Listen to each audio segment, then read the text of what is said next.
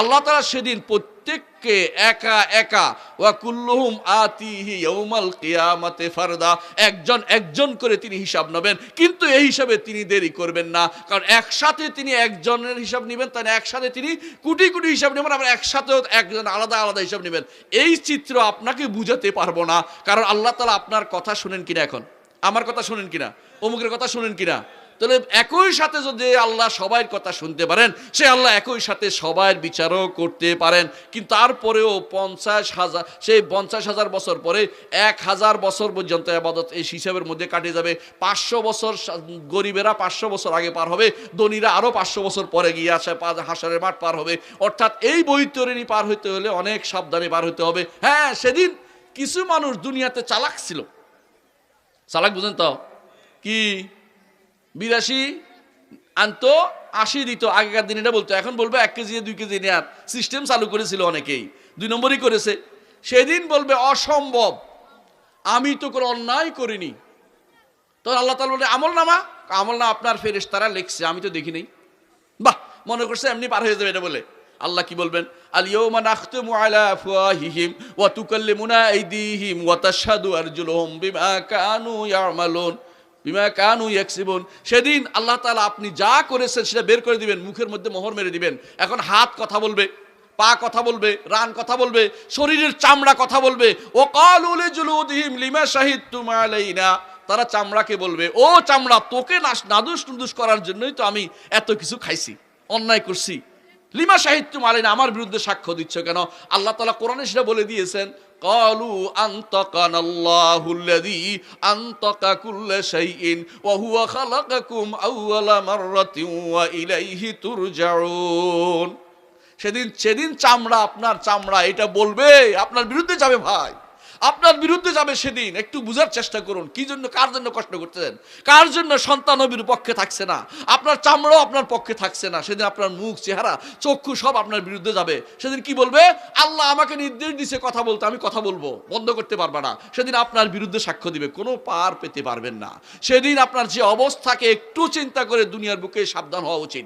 আজ যারা জুলুম করছেন, জুলুমের ব্যাপারে আমাদের সাবধান থাকা উচিত।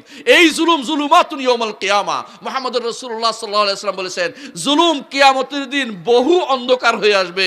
মানুষের উপর জুলুম করছেন, মানুষের উপর মিথ্যাচার করতেছেন। এখন আপনি বসে বসে আমার নামে মিথ্যাচার করেন, আমি ছাড় দেবো না, আমি বলে দিলাম পাতাবার।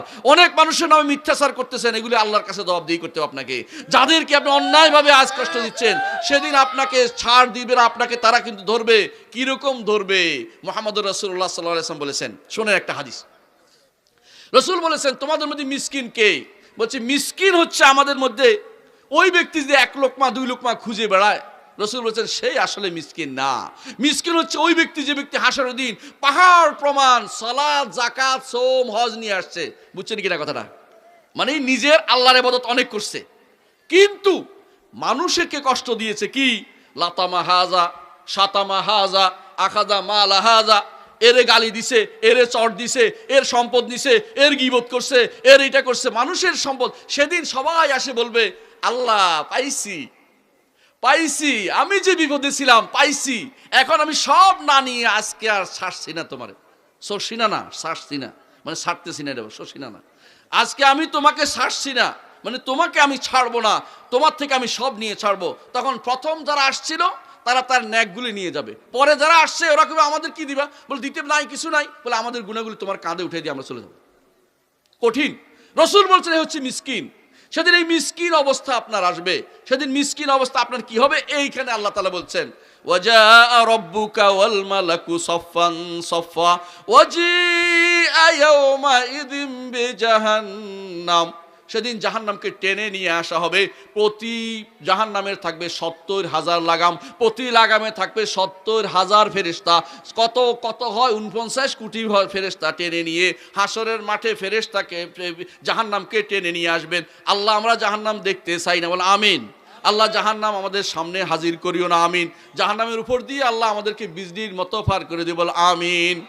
কিন্তু জাহান্নামে যে ব্যক্তি একবার চোখ পড়বে, সেদিন শুধু কান্না ছাড়া তার কিছু করা থাকবে না, শুধু কান্নাই করবে। কোরআনে আল্লাহ তাআলা সূরা আরাফ এটা উল্লেখ করে দিয়েছেন, যখন যারা আরাফ আছে, অর্থাৎ যাদের আমল, নেক আমল